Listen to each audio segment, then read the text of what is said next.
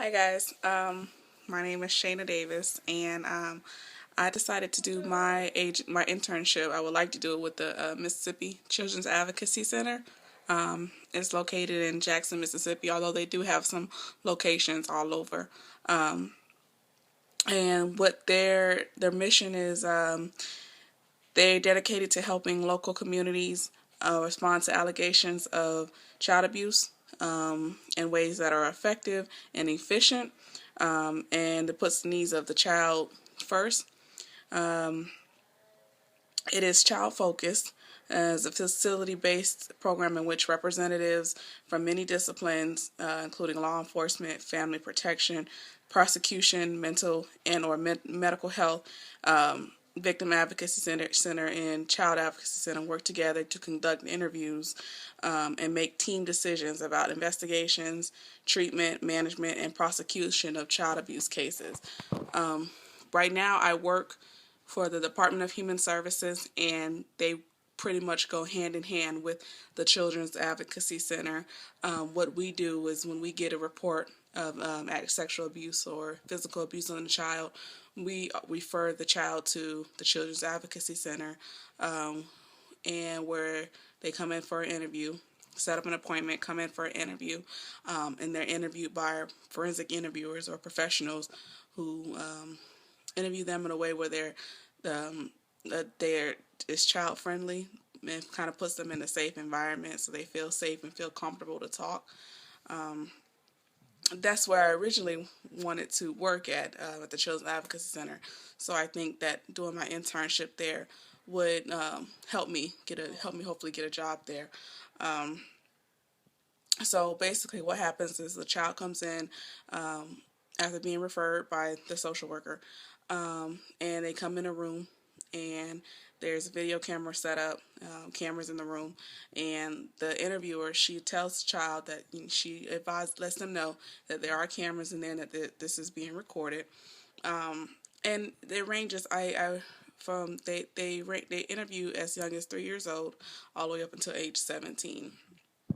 And what the younger kids, the way they go about interviewing is to just kind of see where the child is at, by seeing if they can um, look at different drawings of a female and a male and point out different body parts of the male and female.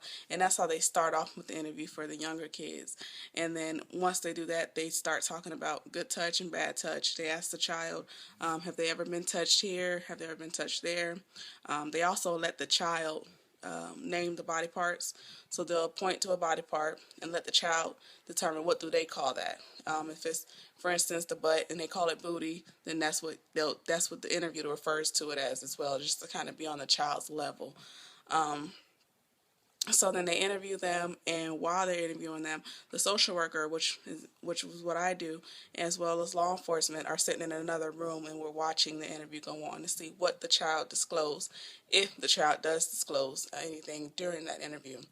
Um, what I think is interesting about that, sometimes they don't interview all cases of sexual abuse. Um, they don't interview child on child cases, which is if we would get a referral of a child who has been messing with another child, young children. They don't typically interview child on child. It's mainly the perpetrator has to be much older than the victim. So they also use kind of like a play therapy, like drawing and colors and all that stuff, just to kind of make the child feel comfortable.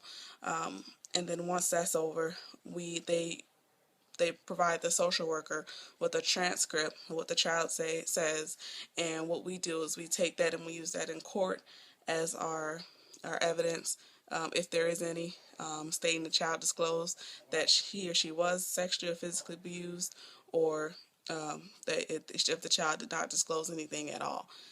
So that's pretty much what that does, and it kind of helps us out, because when you have a professional interviewing a child, you're able to get more information from the child, and they'll feel a lot more comfortable that they're in a safe place. So that's why I think it's pretty interesting to me, just to kind of get down on the level of the child and being able to talk to the child and see where they're coming from their perspective, how they think, and if they understand what's going on, or I think that's why it's interesting to me, because I want to work with children, directly with children. So I think the Children's Advocacy Center would be a great place for me to do my internship, so that I can get that experience and hopefully get my foot in the door. Yeah, it's called the Children's Advocacy Center. It's located in Jackson, Mississippi. Like I said, it's just the mission is to speak with kids who are alleged victims of physical or sexual abuse, interviewing them in a room where they're recorded. And it also provides counseling services and referrals for those kids who did disclose that they were abused sexually or physically. And yeah, so that's it. Thank you very much.